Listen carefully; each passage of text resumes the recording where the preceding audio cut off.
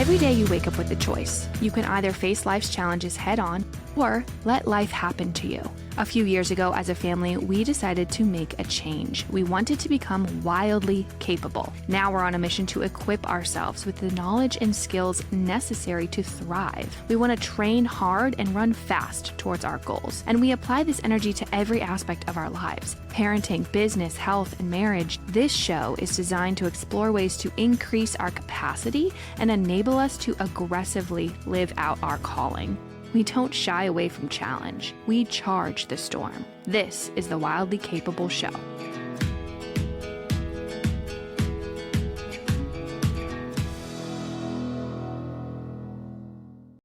All right, guys, today we're going to be talking about things no one likes to talk about. And truthfully, we have been stewing over this podcast episode for a few days because we know it's a really delicate topic.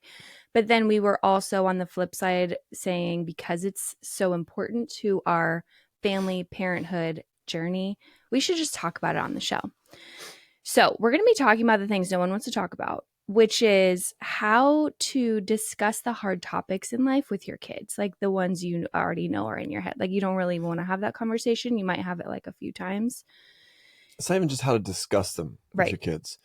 It's how to prepare your kids to handle them, because inevitably they're going to have to walk into a situation where this challenge presents itself. Yes. Or you're going to be dealing with it because it happens. Yes. That's what these are. Yeah. So I'm going to I wrote a quick caveat because I want to get this verbatim, because I just know that whenever you have a conversation and you post it on the internet, and maybe people don't know you or this is their first time listening to a show, that's okay. I just want to preface this, right? We're not childhood psychologists. We are two parents who are opening up a conversation because it's so important to us. And hopefully us sort of having this conversation in real time will give anyone who wants to have that discussion between their own spouse and family a motivation and an inspiration to do so. So truthfully, that's what this is. We're not telling you how to talk to your kids about sex, drugs, and alcohol. We're not telling you what to say or giving you a script, but we're going to be opening up a conversation about like, okay, what would be the wildly capable approach to these hard topics in life, to preparing our kids for the real world, because these things are part of the real world. And it can be weird and awkward. And uncomfortable. And especially when, you tie in your own history and then you're trying to talk to your kids, it gets a little messy. So that's my big caveat for the show. This is just our candid conversation. So this is not textbook. Yeah. We have discussed it at length, and we have tried a number of things that have worked. We have seen things in our life and parenting journeys that we feel like don't. So we're coming at this with some experience, and we're going to share some opinions and some tactics and some strategies and some ways to approach this stuff. So we do think that there will be some valuable, applicable things you can implement should you want to.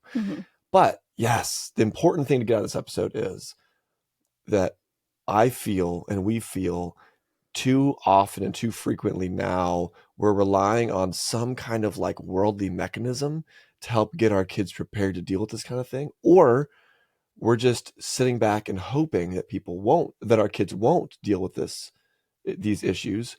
And kind of the ultimate kind of inspiration behind this episode from the get-go was this balance that we see, or this tension between like autonomy and like maturity, and this like one end of a spectrum where you're going to kind of like let things happen and hope for the best, and then the other end of a spectrum, which is hyper dominance, controlling, and obedience. And we believe maybe it's somewhere in the middle, and each topic can be a little bit different, right? So anyhow. Yeah. Can you tell where I'm at least nervous about talking about this? This is why I can't wait to hear what Joey has to say. This is going to be good for my little heart too. And just in my notes, it's like we talked about in the first couple episodes, like taking an offensive approach, and we're still doing that. But we also know that like we have to play defense because there's an enemy, and you name your own enemy, but like enemy could be culture, right? It could be the actual enemy, Satan, that we're dealing with. And we're talking about spiritual warfare, but like everyone is against some sort of enemy. And I think right now culture is telling our kids, a lot of messages that they're just passively getting in.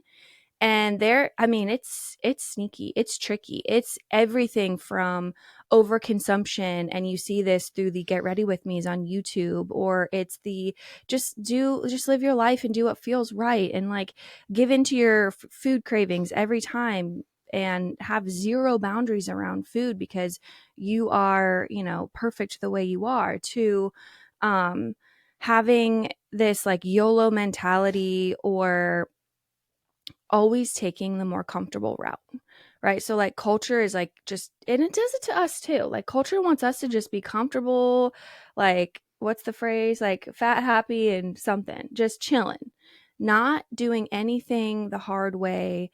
And so like that's already the message that your kids are going to get. And it's like, do you want to echo that message, or are you giving them a different message? And if you are, then that's going to take some like real intentional conversation to get there, because they're already getting inundated with that messaging from their peers, from the media, from YouTube, from social media, from everywhere. I believe the message that we're trying to give is like very countercultural, which is why anytime, you talk about these things, you do kind of feel like you're going upstream a bit, because you are. Yeah. And I don't want to jump ahead of your outline. What do you have next, so I don't just start going off? Well, really, my outline is just like the whole intro, and then we're going to flow from there. Sure. So I really wanted to set the show up so in a way that like it makes sense and prepares the audience for what we're going to say. So a lot of our conversation is likening these topics: sex, drugs, alcohol, guns, politics, religion, like all of these things are very similar to, if you think about how we approach the driver's license, right? We don't just say, oh, your child's 16, here's a driver's license, you can hit the road. Exactly. So when you're preparing a teen to get their driver's license, you have to do a number of things. They have to do driver's ed, which is 24 hours in a classroom. They have to do 8 hours of in-cars with a professional. Then they have to do 50 plus hours with a licensed driver, just practicing driving around.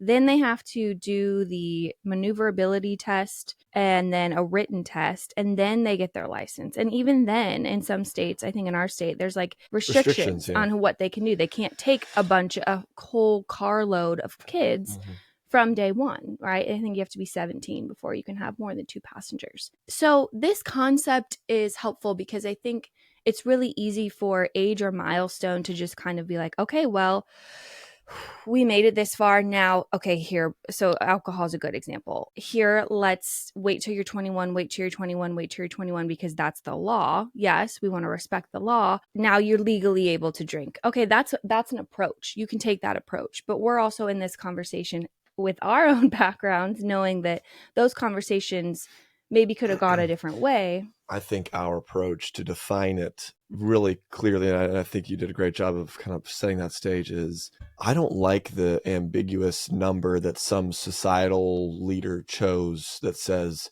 hey, now your kids are mature enough and capable of handling alcohol. When the danger of alcohol tends to be very close and similar to that of the dangers of cars, right? Yeah. Now, again, I don't have the facts there. I don't actually believe that alcohol and car danger is absolutely equal in all things. But if anyone that's willing to let me say that and understand it a little is listening, they'll know that, like, yeah, alcohol can be absolutely incredibly dangerous, like ridiculously dangerous. Also it can be fun. It could be a celebratory beverage. It could be there's things about it that can be not just pure danger, right? But like deep down, there's absolutely danger there that is lurking and can happen if you don't understand it. And so there's no qualifications and training and practice and learning and education that occurs prior to now you can go drink. Right. What happens instead is it's almost like if the day you turn 16 here in Cincinnati, Ohio, of the United States of America, we're allowed to get our driver's license when we turn 16, right? If driver's license was like alcohol, it would look like I turn 16, I go out and get a car accident as soon as I turn 16. Exactly. Because like when we turn 21 in America, people are going out and getting hammered, right? Okay. So it's like the second I turn 21, I go get drunk. Yeah. I'm like, that doesn't make sense to me.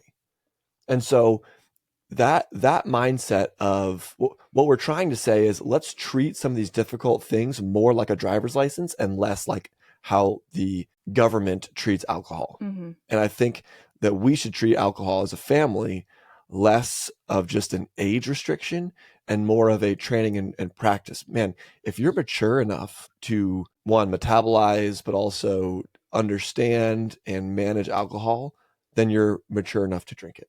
That's my opinion. Mm-hmm. I'm going to respect the law as well, Mm-hmm. of which area that I'm residing in or living in or visiting. But at the end of the day, there's also a reality there of like, do you understand it? Have you been educated? Can there be practice? Now, not everything, as we kind of get into this topic, can have kind of quote unquote practice, right? But it's definitely something where building out a protocol or a plan to navigate these topics, it's better than just, okay, now you're old enough. Mm-hmm. Yeah, and the alcohol example, right? I think the actual law is like you have to be 21 to purchase it. But within a home, it's not illegal for your 18-year-old to have a glass of wine at Christmas. That's at least in Ohio. That's not illegal. You're not breaking the law if it's with a parent. So that's kind of what we're talking about is like, yeah, let's treat everything more like the driver's license versus, oh, now you're 18, you can buy a pack of cigarettes. Exactly. So that's, yeah, it's an interesting conversation. I also have something that's new here that I wasn't expecting was like in the time that now we have kids, I have a section of legal drugs and illegal drugs because back in the day, marijuana, Oh pot, yeah. weed, it was like the, bad kid, but like you're not in the hard stuff, but like everyone knew someone at high school that was like probably smoking. And like it's literally legal for recreational use now in our state. And so that has to be a conversation Mm-hmm. because our kids are out and you can smell it. It's Mm-hmm. very obvious when you smell weed. And um uh, you have to have now a change in conversation from the one that you and I probably had with our parents, which was like, oh, that's illegal, stay away from it. Mm-hmm. It's a gateway drug. True. Mm-hmm. All those things are probably still true. But it's going to look different because now you walk on the street and you see other people doing it. Yeah. And so that's really confusing when you don't have more context built around something. And I think, again, the final last preface before we kind of just like move into more conversation is like, I was thinking of these things in terms of two pillars that I want to build around my kid. Like, I want to give my kids like a safety net, right? And on one side of that safety net is this idea of morality. Like, I'm instilling my values. I'm telling them these things are not how we're designed to function. These things are not beneficial to your body. These have a bad connotation. Other things have a good connotation. I'm instilling my morality, but I can't leave it there. Like, Mm-hmm. I can't just hope that because I tell my kids don't drink until you're 21, that by the time they hit 21, they're not going to go out and get hammered. I can't. I have to build around the second side, which Mm-hmm. is this maturity thing. And the maturity piece gets a little interesting because there's no real handbook for this. It's like, okay, well, how do you build maturity around alcohol? Well, you have conversations about it. You probably responsibly consume it in front of your kids during holiday seasons and maybe have conversations. If they're intrigued and asking questions, you answer them. You maybe at the time when they are older, maybe 18 or 19, you let them engaged carefully inside of your home. If you're an alcohol-free family, then you have conversations about what that looks like, why you've chosen that, what you maybe drink instead. Give them an alternative. Like, don't just say not that and nothing else. And so having both arms, I think, is something that me and Joey are trying to parse through and really solidify because our oldest is 14 and she is entering those critical years of she's going to run into this stuff. Like her friends are going to be talking about these things. So if we are not talking about these things with her, then she's only getting one side of the story and maybe a side we don't want her to have. So let's be. Then I want to just dive into topics and go through what we've done, what we've seen happen, what we think works, what doesn't work, etc., and kind of some of the variabilities and nuances of each topic because I think that's a reality. But the final thing I'll say is that there tends to be a balance found within each topic, and each balance is different. It's not just in the middle. Okay, it's not just in the middle because each topic has very unique nuance, danger, and risk involved. Okay. So this is not a be in the middle kind of conversation, but you see oftentimes an approach that is very controlling and very rule following and very obedience heavy. And I said this kind of at the beginning, but I'm reinforcing it now. The example with alcohol would be you do not drink until you're 21. And you might even like threaten it, right? I will put you in boarding school, right? If I find out you're drinking before you're 21, out partying or whatever. Okay.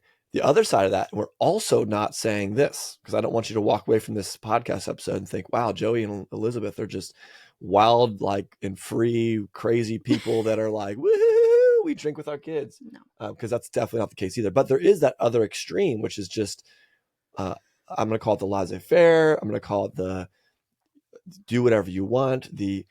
We all knew that parent. Maybe you had these parents or you are that parent. That's okay. But I'm just saying this is the other extreme, which is I let my kids choose and do whatever they want. Okay. If they're drinking, I might be buying them the alcohol for their friends. And we want to be the cool house. And we like, okay, no, I'm not saying that either. Okay. It's somewhere in between. And I'm not saying it's the middle. It might be a sliding scale as your kids mature. And I think that's more realistic. Hey, my kids have matured and learned more. I'm going to slide more towards let them do what they want because they're capable of handling themselves in a responsible way. But like, I'm not going to let my 5-year-old make that decision. I'm going to be hyper on the controlling side. Yeah. Because physically it can make her ill. Not just only does she not understand it, but for a lot of reasons, doesn't make sense right now. So, and again, that's just a very, very obvious example of how we might slide that scale on the, like you're not allowed to do this to do whatever you want.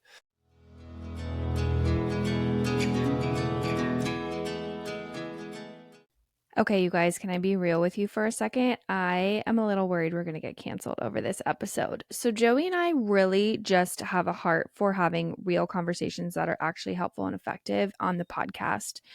And we have recently switched categories. So when we transitioned from the Homegrown podcast to the Wildly Capable show, we went from the category of nutrition inside health and fitness to kids and families. And so it really helps the show if you leave a rating and review. Also, it helps give us some feedback. That's really the only way we can hear directly from our listeners, unless you guys are DMing us on Instagram or leaving comments on YouTube. It is so, so helpful for us to read your reviews. And then also every 5-star rating and review really helps push the podcast forward so that more families can see the show. And as we're transitioning to this new category in kids and family, it's going to introduce us and sort of tell the algorithm, like, this is the kind of content that these people are really liking and vibing with. So it would be so helpful if you've been enjoying the Wildly Capable show to leave a rating and review, especially as we drop some of these more mission critical episodes. I often get asked if I take a multivitamin, and while my answer is no, I don't take any sort of synthetic multivitamin that you'd find at the grocery store, I do take a desiccated beef liver supplement. And this is wonderful because when I'm taking in vitamins, I want them to be the most bioavailable form possible. And beef liver is so rich in vitamins A, B12, choline, and iron. And it's really amazing when you're taking a whole food supplement, how quickly and swiftly your body can take in those nutrients, and then you can feel amazing afterwards. I remember when I was early postpartum, I could just really feel a difference on days I took my beef liver versus days I did not. I also love Ancestral Supplements Beef Liver specifically because they are third-party lab tested. So they are checking for impurities, heavy metals, everything, making sure that your supplement is totally clean. They have a 60-day money-back guarantee. So that really helps you as you are trying to find a rhythm with your supplementation that works for your body specifically. Go over to ancestralsupplements.com/homegrown and you'll see my personal favorite picks. You'll see all the top products that I'm taking on a regular basis. And you can also save 15% off at checkout with the code Homegrown. If you guys are like me and you're hand washing 50 to 100 dishes a day, not exaggerating, and your hands get kind of dry and cracked even in the summertime just because you're submerged under that soapy water all day long, you should be switching to lard dish soap. I wash so many dishes, and in the last 3 to 4 years, when I've switched to lard dish soap only, I don't have cracked, dry hands anymore. And I'm just happier. My dish soap is so effective. It's not stripping my hands because it's got these harsh solvents, this really perfumey smell. You guys know the blue bottle. Okay, this is what I used to wash my dishes with. And frankly, it would leave my dishes, especially my wooden cutting boards, with that residual scent. And I didn't notice it until I started cutting out all the other synthetic fragrances in my life.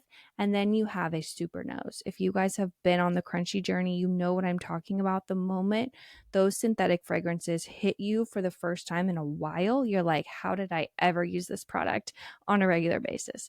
Our dish care over at Haselmayer Goods has truthfully saved my hands. And as we're getting into fall and winter, it's going to be even more important.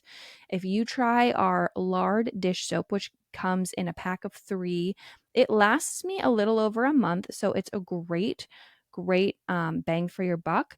But if you try our lard dish soap and then you grab one of our dish hair horse brushes or our bottle brush or any of our dish care items, I really believe it will transform your dishwashing experience. And you can use code Homegrown at checkout to save 10%. So go over to shoptheh.com and look at our dish care bundles and grab something just in time for the cold weather.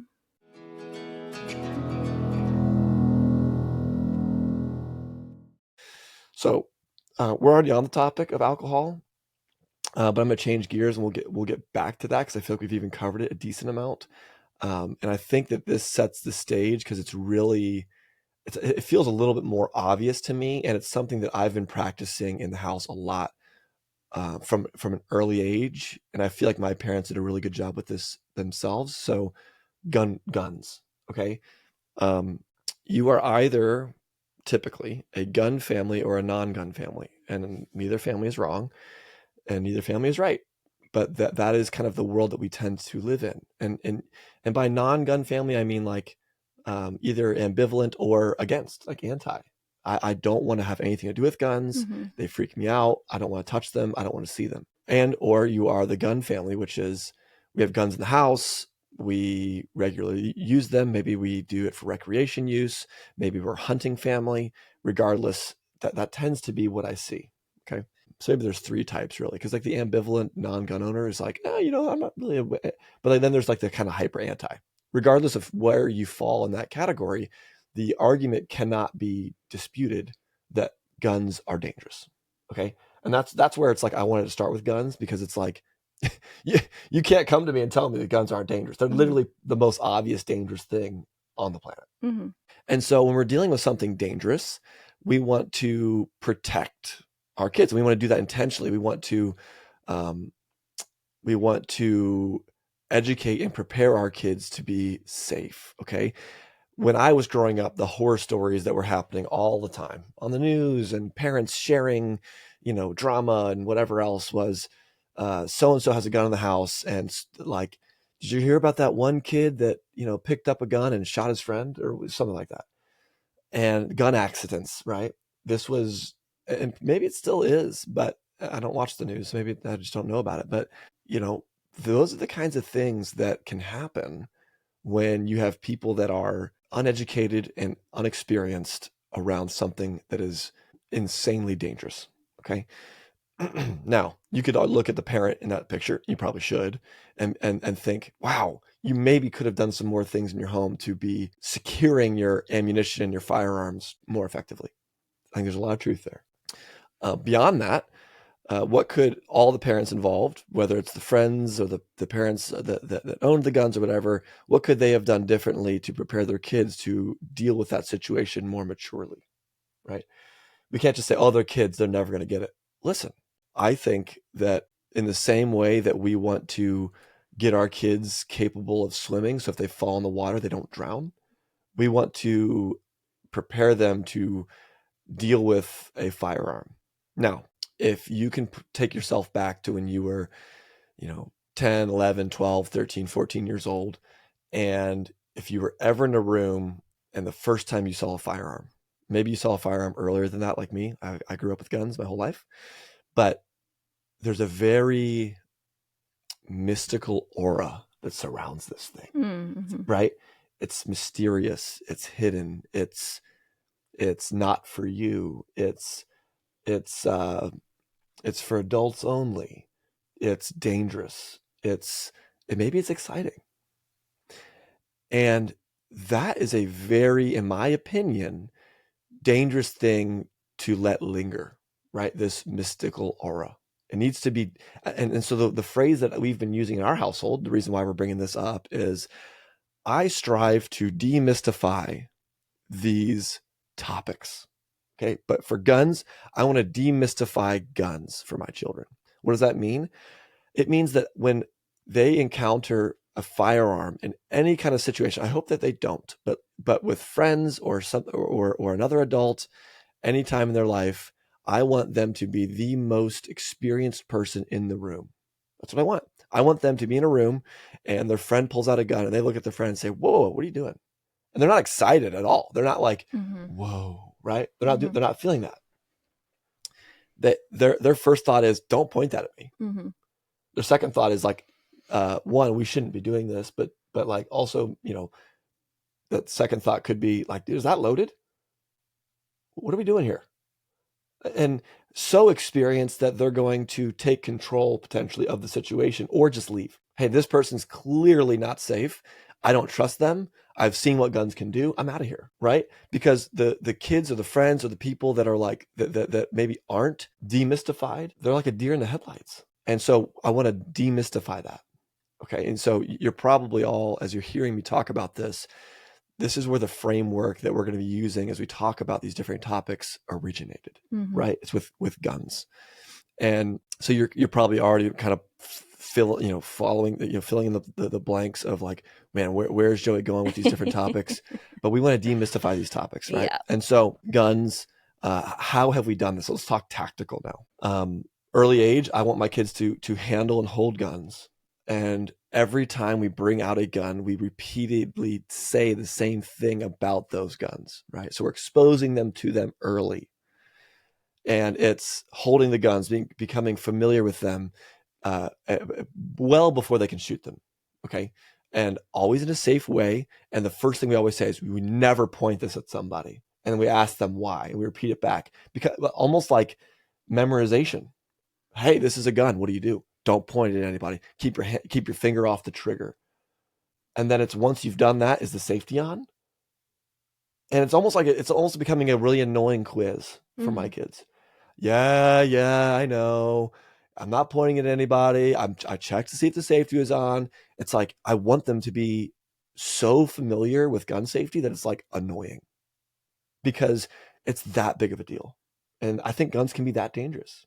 Now, I own guns and I am comfortable with guns, but I know what guns can do. They are so dangerous. And so, yeah, I want my kids to be so ridiculously familiar with the dangers of guns. Okay. So we practice that. Now, we start to practice in an extremely safe, controlled manner, loading guns, unloading guns, understanding the actions of guns, meaning the way that they work. Is it a pump action? Is it a semi-auto? Is there a magazine? Is it a bolt action? Is it a single shot break barrel? How does this gun work? I want them to know that. And I have a number of these guns myself, therefore they can practice them. And all the while still practicing, maintaining that finger off the trigger. Is the safety on? Where am I pointing my barrel? All the time, right? And then we move into a stage of shooting guns. So I want my kids to shoot them. I want them to be capable. I want them to see what happens. I want them to feel the concussion of the explosion as it goes off. I want them to feel the recoil in their shoulder as they pull that trigger. I want them to, I see them when they're first shooting the guns quivering and shaking as they're holding it because they're fearful. By the end of it, they're picking off pop cans at 20 yards. Mm-hmm. So that is what we do with firearms in our family. And so we then do role play ish, right? I will say, what do you do if one of your friends pulls a gun out? And they'll look at me like I'm crazy, right? And they'll say, I'll tell them to don't point that at me, right? And they'll give you those kind of kid answers. Or they'll say, I'm going to leave right away, right? And I'm like, and if they don't know what to say, then I coach them and I give them ideas so that when I ask them that question again, they can give me those answers. Because at the end of the day, I want them to be prepared for those situations because, I want them to be the most experienced person in the room. Okay, so firearms, those are some of the tactical things that we've deployed. So it really starts with exposure, moving into practice, letting them hold the guns, understand the guns. There's education, there's repetition, there's regular conversations about firearms, about safety, education, and there is shooting them. So like live action, like let's go, And we have not yet let any of our kids shoot guns, live ammunition with anyone else. So I haven't let them go shoot with other people other than me thus far. So just kind of like, if anyone's curious, and you can obviously message me on Instagram and ask me more questions about this if you have them. But that is what we've done with our kids so far. Now we've also noted that there's a number of different, and I'm sorry if I'm just talking way too much. No, I love it. But we've noted in our outline here, and I want to say it here, like there's so many options to help continue this education, and that would be like hunter safety courses, right? So you can do them online, you can do them in person, and there's also concealed carry courses, probably for more mature kids, borderline adults, like your 17, 18, 19-year-olds are probably ready for something like a concealed carry course. Hunter safety can be earlier.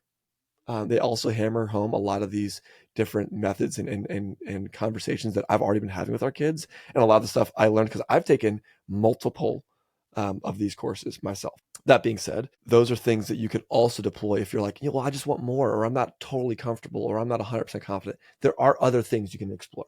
So I want that to be noted. Shooting ranges to take your kids to go shooting, finding that uncle that can take them hunting. Which we do, right? We host a hunting camp every year. We bring in our nephews right now.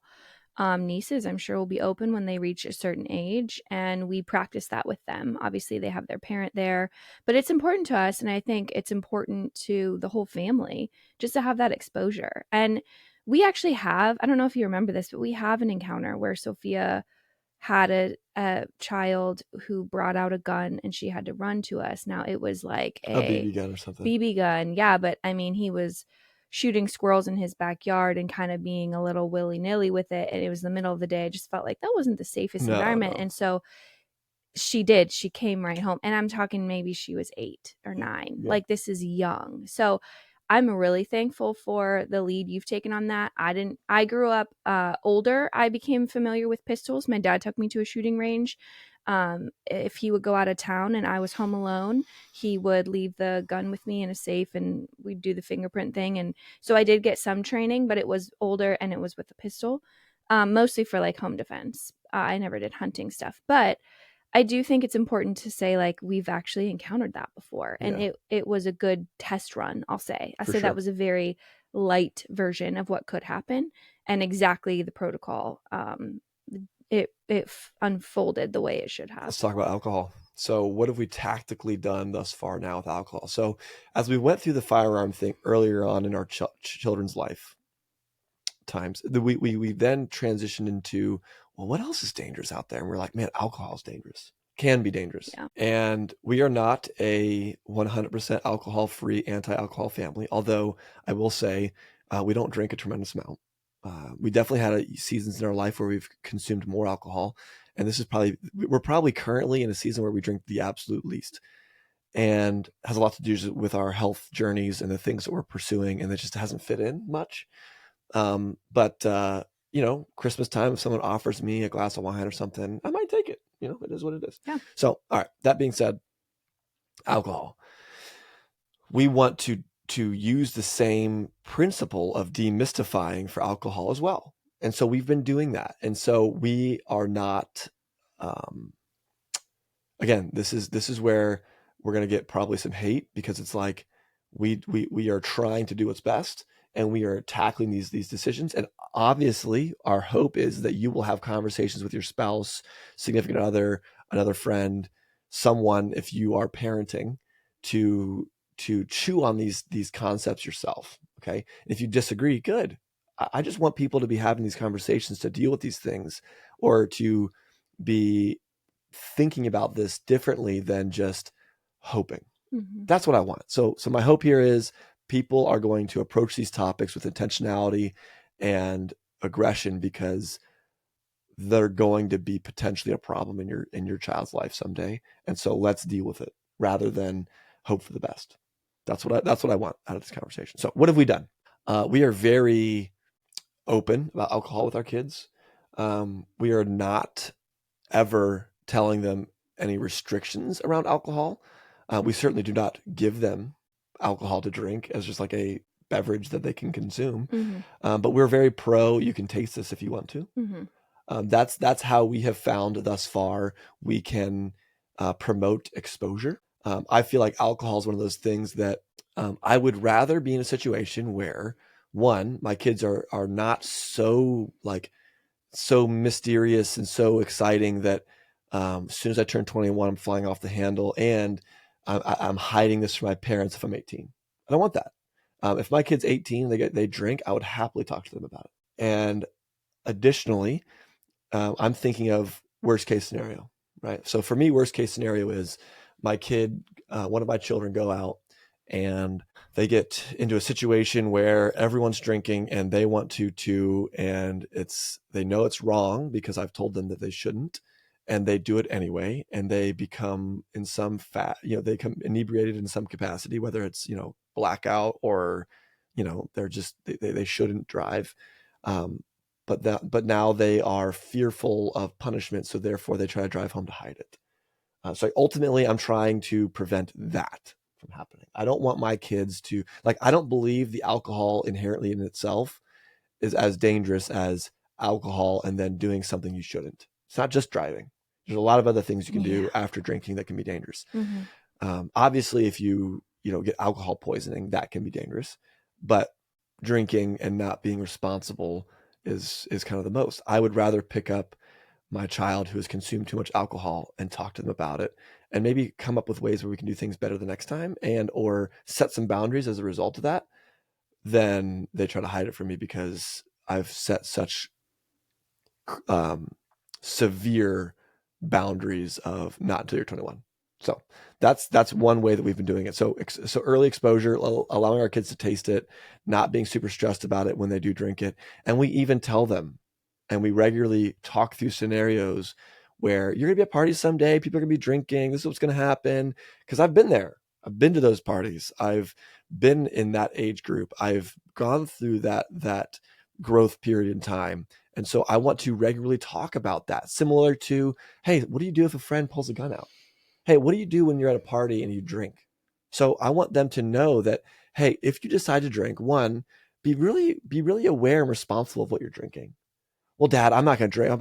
Okay, you say that now, but when you are at that party, I want you to know that alcohol in and of itself is not going to send you to hell, or you're not going to have one cup of beer and fall down dead, right? I don't believe that. But I want to explain to you what the dangers could be. And you know what? I don't think those conversations are happening enough, in my opinion. Okay. Again, you might be hearing this right now and you're like, unfollow, don't like these people anymore. And this is why we have such a hard time considering recording this podcast. But when we looked at each other, we were like, no, these are the conversations we're having, and these are the things that we're doing because we want our kids to be successful, because we have a heart for our children to be more successful, more capable, and more happy than we are. It's not because, I don't know, we don't have, there's no other reason. And so if that's the case, and our earnest, desire, that's success for our kids, and we want other people to have that too. So this is what we've chosen to do. Could fail miserably. I don't believe that it will, but it could, and I hope that it doesn't. And so conversations with our kids around what could happen at a party, and also what to do if you feel like you've drinking too much. I'm like, just call me. Whether you're 21 or not. The other part, the hope is having these conversations. I've been the kid that didn't, there was a mystical aura And you don't want that excitement, that mystical aura to be happening when you're not there. Yeah. So for this, I'd rather have the first alcoholic beverages with my kids in my house, right, under my roof, together. at an older age. And We're not talk saying about your 5-year-old's drinking a glass of wine. That's No. not what we're saying. We're saying older, very controlled. We're discussing it. And that way, when they show up to the party and they see what trash they're drinking out of a keg, they're like, first of all, that's disgusting. Second of all, I have no interest in being in this crew anyways. And again, whether they're 21 or not, because you might be like, hey, don't drink till you're 21 and that's great. But the second they turn 21, they enter the party scene because now it's legal for them to buy it. You also want to make sure that when they're of age, they're doing it responsibly if they are drinking. That's the point, right? The age is irrelevant.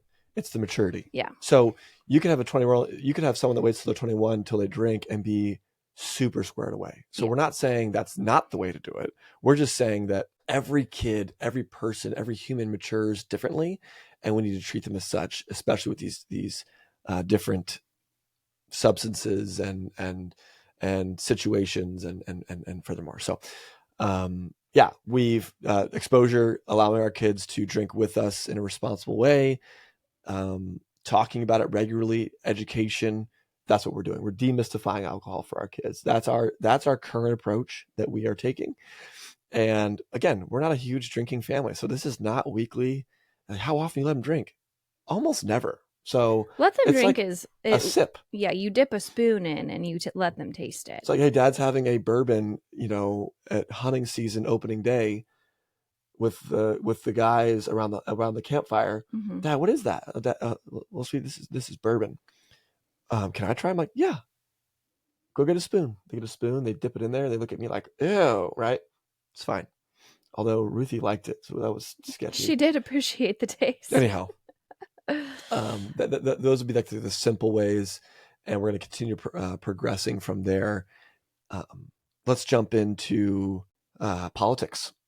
So we have not encountered a ton of this but we did go through the pandemic. Mm-hmm. All right. Yeah. And there's a lot of questions our kids were asking us about mask wearing, and we were not huge into mask wearing. I did it when there was places that asked me to, because I wasn't.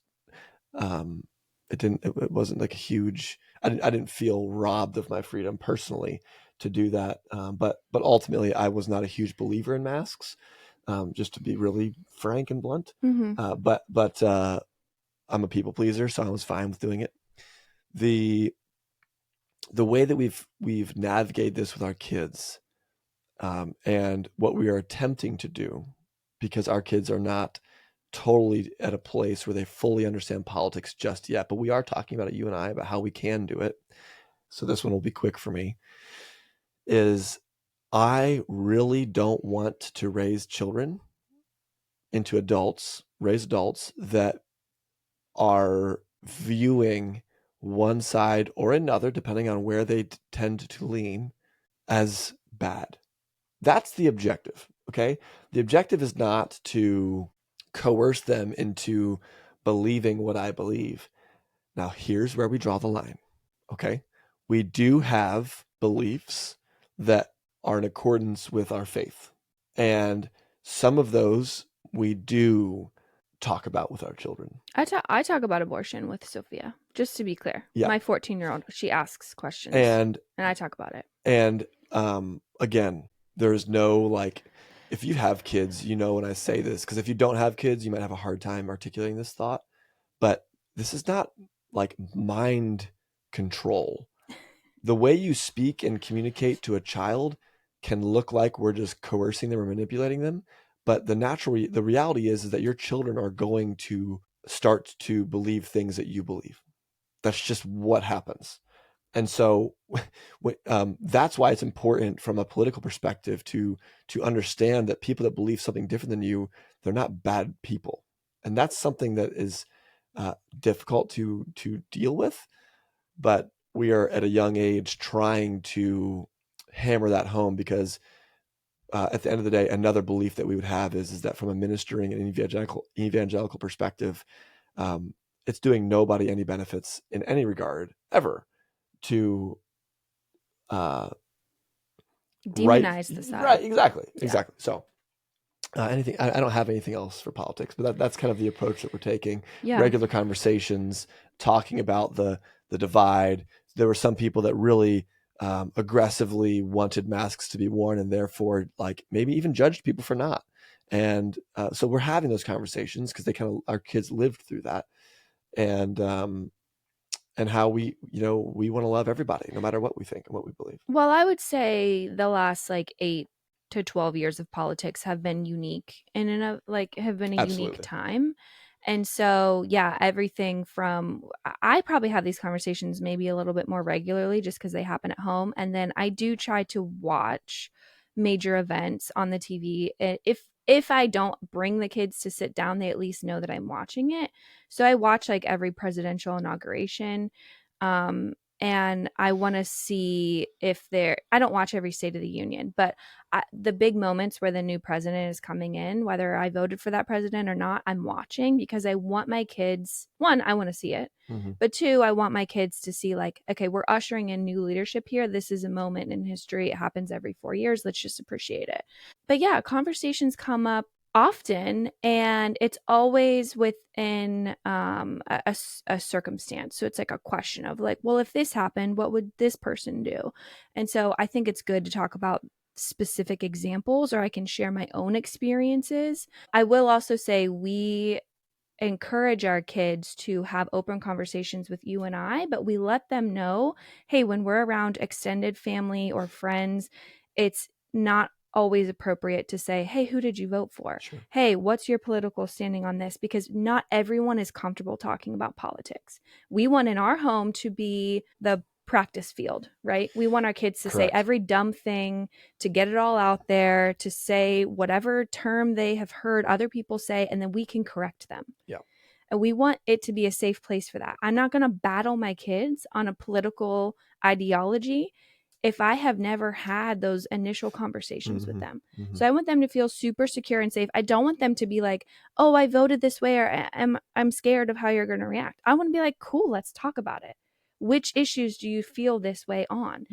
And then also recognizing, like, being in a two-party system that we supposedly are in, both sides have faults. So like what you're saying, we're not sitting on one side saying we're clearly right and they're clearly wrong. No. So we have to catch ourselves, even just like if we have friends over in conversations, everyone has bias, but those are just things that we're trying to tell our kids right now. Having open conversation in the car, at home, wherever. Our home is a safe space, but then recognizing and letting them know, because we do have family members who vote differently from us.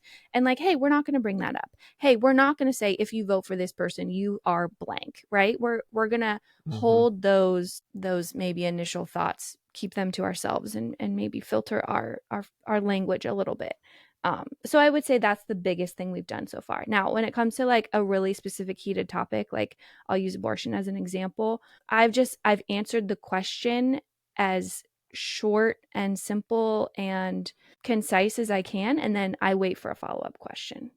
I don't go into like this is why I believe this. Yeah. And I also have a lot of personal experience that ties into my answer. And so I can share that openly. It just feels more authentic to have the conversation through that lens. So that's all I'll say. It's a great segue into sex. So this is like, I think the most, as we've discussed it over the years, this is the most nuanced topic. It's difficult. And why, you might ask, right? Well, there tends to be two sides to this conversation, like I said, amongst many of these. One side is abstinence. That's what you do until you're married. Okay, I think that's good. Then the other side is like free living, whatever lifestyle, right? It's those tend to be the two sides. And the preach abstinence is like this harsh, traditionalist, right? And then there's like the hippie, free living, whatever person, right? That's kind of what the characters like tend to look like.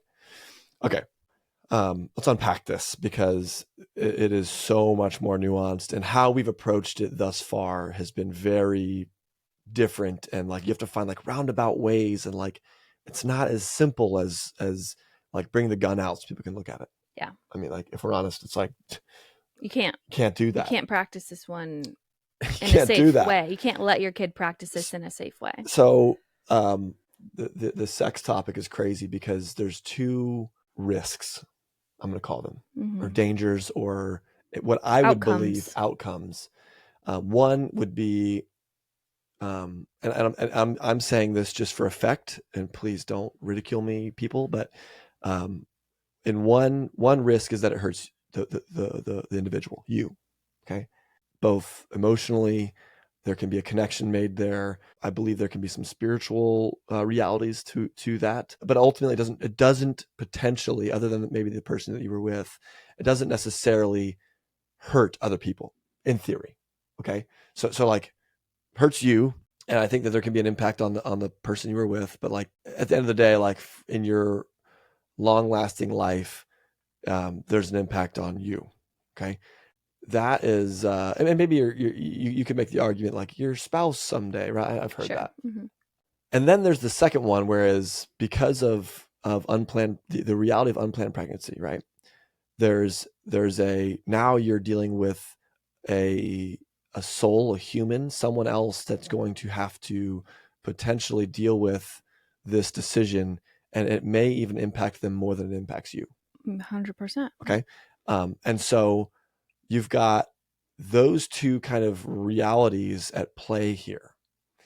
And I bring those two up because both of those things can happen with one act, but both of those things can be protected differently. And I hope now everybody knows where I'm going with this. Okay. Gosh. So on one side, we just preach abstinence, right? Well, sure, that eliminates everything.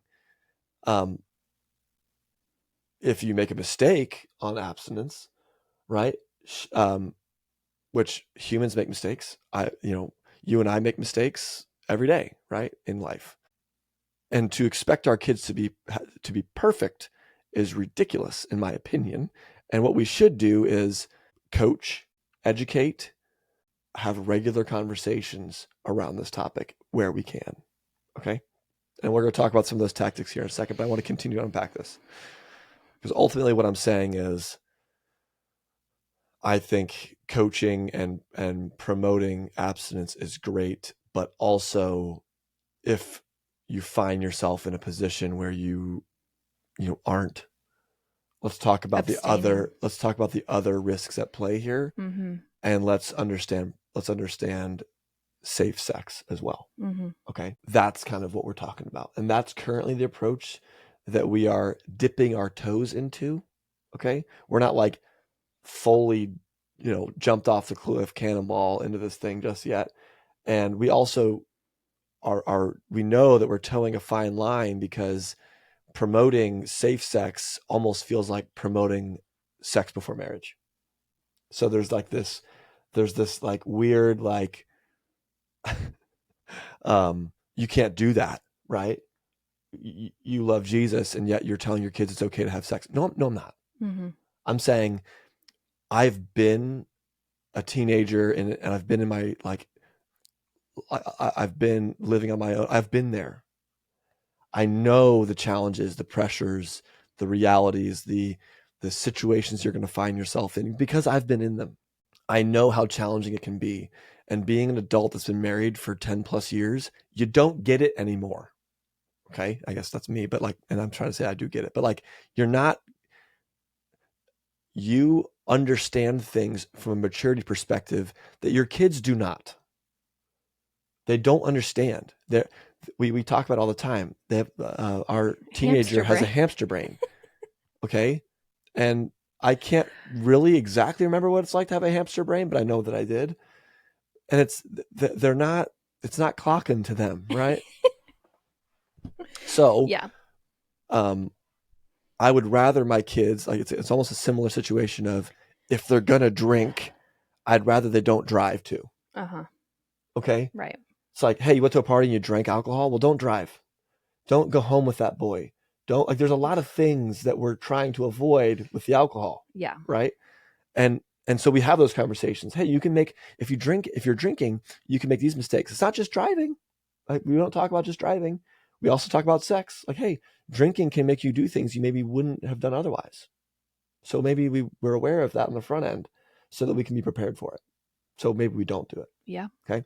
So the approach that we're taking is that we absolutely coach abstinence, but we're going to teach our kids about safe sex. Absolutely. And I guess teaching your kids about safe sex, I mean, it gives me the heebie-jeebies I even when know. you say that. But I guess here's how I'll phrase it, because newsflash, I did get pregnant at 18, and Sophia knows that, obviously. So our oldest knows what it looks like to get Yeah. pregnant out of wedlock, and then she's experiencing the ripple effects of my choice and my decision. And I will say I want to protect my girls and give them the knowledge and understanding. And this is how you get pregnant, right? This understanding your cycle, understanding that every time you choose this action, even though we want you to not choose this until you are married with your spouse for so many reasons, but every time you choose this, you are inheriting a 5 to 10% chance of pregnancy. And guess what? That pregnancy becomes a full life and then has ripple Forever. effects of Yeah. the future spouse you marry, the biological parent involved, The biological grandparents, the biological aunts and uncles. everything. There is so much splintering that occurs. Yes. And We know. we live it. We live it.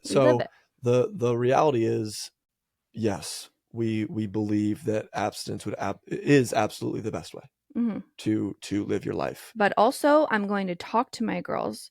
Now, I'm not going to put them on hormone or birth control. At one point in my life, I was like, why wouldn't my mom just put me on birth? No, that's not giving you the education you need. Also, I'm not going to trash their health.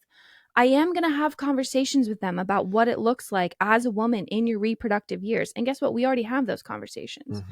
So having that piece of understanding of knowing her own cycle, what she's built for, the life she will inevitably carry someday, I hope, having that conversation is just as important as don't have sex with your boyfriend.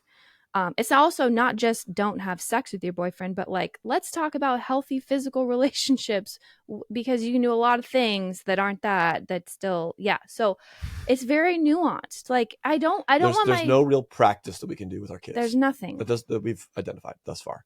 So let's talk tactically now. So we've made our point. This is where we feel. You hate us, fine. We want our kids to be successful, healthy, amazing lives that are chasing after Jesus and living out the fulfillment in their careers and their families. That's what we want for our kids. And so we want to tackle things that are uncomfortable and challenging the best that we can. So here we are, trying our best. Tactics that we've deployed thus far. Okay. Our younger kids that are not mature enough for this, there's nothing there. So we're not talking to them about this. So it's that there's still that we're not like, talking to our 5-year-old about sex. Now our 14-year-old, there's been some, I'll let you go into the different like cycle, like programs and classes that you guys have done and et cetera.